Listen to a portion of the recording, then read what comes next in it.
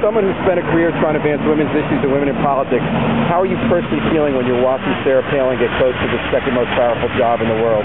Well, it's always good to have, look, it's always compelling to have a woman on the ticket. It was the same way, when Geraldine Ferraro was on the ticket and Hillary, running for president of the United States. But the issue is not gender. The issue is what the agenda is going to be and what the focus of the issues are going to be. And that's where I depart company from Sarah Palin and John McCain. And it begs the question as to what John McCain's judgment is when he has personally, in his own words, talked about having someone who was a heartbeat away from the presidency, who needed to have foreign policy experience, who needed to have national security experience, dealing with terrorism, etc.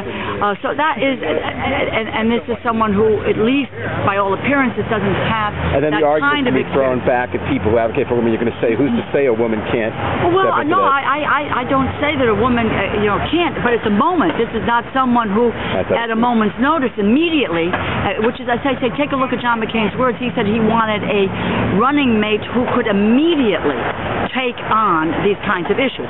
That aside, it's also the issue that faces, again, having a woman on the ticket is compelling, but what are the issues? If you take a look at where John McCain is and where Sarah Palin is on issues that affect women in this country, on the economic issues, none of which was discussed last night. You mean like pay equity? I'm talking about privatizing Social Security. It would have a devastating effect on women. Health insurance and taxing health benefits, which is the McCain policy, which she will espouse, pay equity, paid sick days, the whole issue of the economics. This could be a transformational election for women on economic issues. And it might be sold to the other side with a woman. But it is not. One cannot take a look at where Sarah Palin is on these issues and look at how it will make a difference in the lives of women in this nation. John McCain's agenda, which she endorses, in fact, will be devastating for women on this election. What's it like for a woman to watch a speech where there's a sign up saying Hoosiers for the hot chick? Look, I think it's important to have women in. I've worked a lifetime to get women elected to high political office. I think it's important, but ultimately it comes down to the issues, and women make a difference on agenda and issues that face women and their families.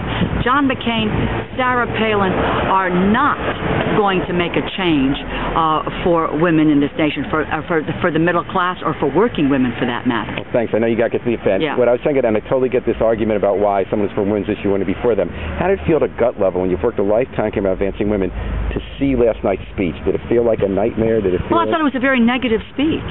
I thought it was a negative speech. One didn't focus on the economic issues, foreign policy issues.